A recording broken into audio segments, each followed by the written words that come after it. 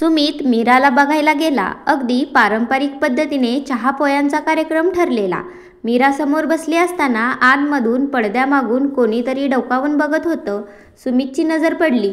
तीही गोड हसली आणि पहिल्या नजरेचं प्रेम म्हणतात तसंच काहीतरी झालं. त्याच्या मनात तिची खट्याळ हसरी छवी घर करून गेली. 2 दिवस झालेत, पण डोळ्यापुढे सारखी तीच दिसायची. स्थळ लक्षात आलं का म्हणून आईने त्याला 3-4 वेळा विचारले, पण तो सारखी टाळाटाळ करत होता. मुलीकडच्यांना निरोप द्यायच्या काय सांगायचं. आता मात्र उत्तर देणे गरजेचं होतं. त्यांनी आईला शेवटी सांगून टाकलं, मला ती आतून डोकावून पाहत होती ती पसंत आहे. आईने डोक्यावर हात ठेवला. अरे राजा, कोणाविषयी बोलतोयस तू? आपण मीराला बघायला गेलेलो आणि तू कोणाला पसंत केलंस? मला वाटतं तू जिला बघितलं ती मीराची धाकटी बहीण असावी, राधा. पण त्या लोकांना काय उत्तर देणार आम्ही? आई, तू एकदा बाबांशी बोल माझ्यासाठी. बरं, बघते मी, म्हणून आई स्वयंपाकाला लागली. सुमितच्या हृदयावर तिच्या निखळ हास्याचं प्रतिबिंब उमटलेलं होतं. अगदी देवानी वेळ काढून कोरीव शिल्प बनवावं तशीच होती राधा. कदाचित तिच्या सौंदर्याने सुमितला मोहिनी घातली असावी. आईने सगळं बाबांच्या कानावर घातलं, पण त्यांच्या तत्वाला हे पटत नव्हतं. तरीही सुमितच्या खुशीसाठी ते बोलायला तयार झाले. त्यांनी फोन करून भेटायचा दिवस घेतला.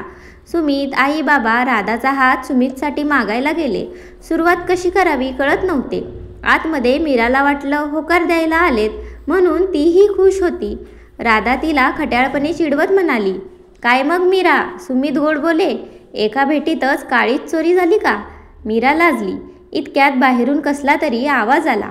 मीरा हॉलच्या खिडकीजवळ जाऊन ऐकू लागली तर आलेले पाहुणे जाताना दिसले. मीराचे बाबा जाम चिडलेले होते.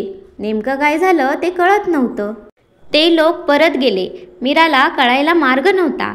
तिचा चेहरा पडला. काय झालं विचारणार तरी कसं?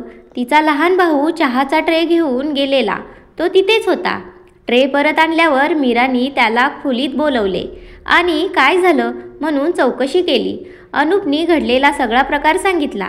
त्या सुमित दादाला म्हणे राधाताई आवडली, तिच्याशी लग्न करायचं म्हणतोय तो, म्हणून काका चिडले. त्यांना सांगितलं की राधाताई धाकटी नसून थोरली आहे आणि 1 वर्षापूर्वीच तिचा घटस्फोट झाला.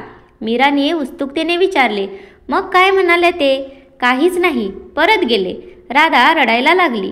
मला माफ कर मीरा, माझ्यामुळे सगळं घडलं. मी खरंच अपशकुनी आहे. मी तर तुला बघायला कोण आलं म्हणून सहज डोकावले आणि आईबाबांना कसं सामोरी जाऊ? काय म्हणतील ते मला? लहान बहिणीच्या जीवनात विष कालवलं. अगं ताई, तू नकोस मनाला लावून घेऊ. यात तुझी चुकी नाही आणि त्याचीही नाही. मीराने राधाला कसे बसे समजावले. दुसऱ्या दिवशी सुमित मीराला भेटायला तिच्या कॉलेजमध्ये गेला. ती येताना दिसली. हात दाखवून हाय असा इशारा केला. जास्त आडेवेडे न घेता तीही त्याच्या दिशेने आली. तुम्ही इथे? त्यांनी स्पष्टच सांगितलं, मला तुझ्याशी बोलायचं आहे. आधी मी तुमची माफी मागतो. मला तुमची बहीण अगदी मनापासून आवडली. तिने लगेच वाक्य पूर्ण केलं. पण ती घटस्फोटीत आहे म्हणून तुम्ही आल्या पावली परत गेलात असंच ना?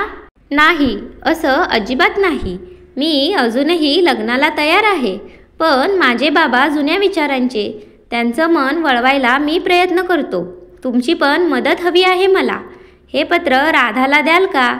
त्यांनी पत्रात त्याच्या घायाळ मनाची अवस्था रेखाटली होती. तिने पत्र घेतले आणि घरी आल्यावर राधाला दिले. राधाला परत लग्न करायची इच्छा नव्हती, पण मीराने तिला समजावले. तिच्या आई आणि बाबांना एकच चिंता आहे, ती म्हणजे राधाचं पुढे भविष्य काय. निदान त्यांचा विचार करून तरी तू होकार दे. मान्य आहे, तुझं पहिलं लग्न फसलं, पण ताई सुमित खूप चांगला आहे. रूढी, परंपरा, समाज ही सगळी बंधने झगारून तो तुझी वाट बघतोय. तो खूप आनंदात ठेवेल तुला. कदाचित ईश्वराने पाठवलाय त्याला. आत्तापर्यंत खूप दुःख भोगलेस तू, म्हणून प्रेमाची फुंकर घालून सर्व वेदना शमवायला सुमित आलाय. आईने पानं वाढली. सुमित आणि बाबांना आवाज दिला. कोणीच कोणाशी बोलत नव्हतं. शेवटी आईने विषय काढला. उद्याला त्या गोखलेंची मुलगी बघायला किती वाजता जायचं आहे? सुमितने हातातला घास परत पानात ठेवला आणि सरळ खोलीत गेला. बाबा आईवर चिडले.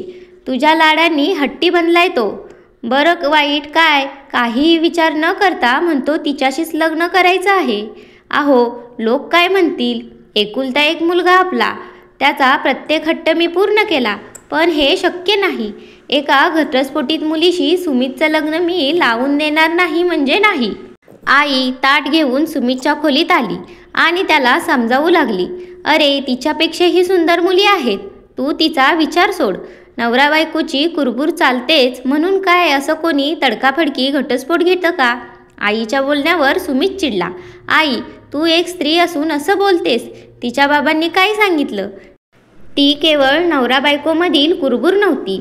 त्यांनी राधाला जीवे मारण्याचा प्रयत्न केला आणि मी फक्त तिच्या सौंदर्यावर भाळून निर्णय घेतला असं अजिबात नाही. माझ्या मनाने मला कौल दिला. मी निर्णय बदलणार नाही. आज 1 महिना होत आला. सुमित कोणत्या स्थळाला पसंती देत नव्हता. बायको नावाच्या फ्रेममध्ये त्याला राधाच हवी होती.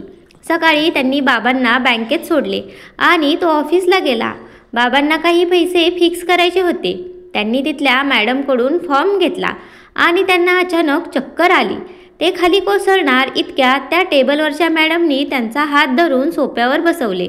लगेच तिथल्या प्यूनला आवाज देऊन साखर पाणी मागवले. चमच्याने एक एक घोट तोंडात टाकू लागली. आता बाबांना बरं वाटलं. ते जरा टेकून बसले. तिनेच फॉर्म भरून दिला. घरी फोन करून कोणाला तरी बोलवा. मला नंबर सांगा, मी फोन लावते. तिचं बोलणं खूप सुखद वाटत होतं. नाही, तशी गरज नाही. बरं वाटतंय आता, मी जाईन म्हणून ते निघाले. कधीही बँकेत आले की बाबा तिला भेटायचे. ती 4 चौघींसारखी नव्हती. एका क्षणात परक्यालाही आपलं बनवणारा गोडवा तिच्या स्वभावात होता.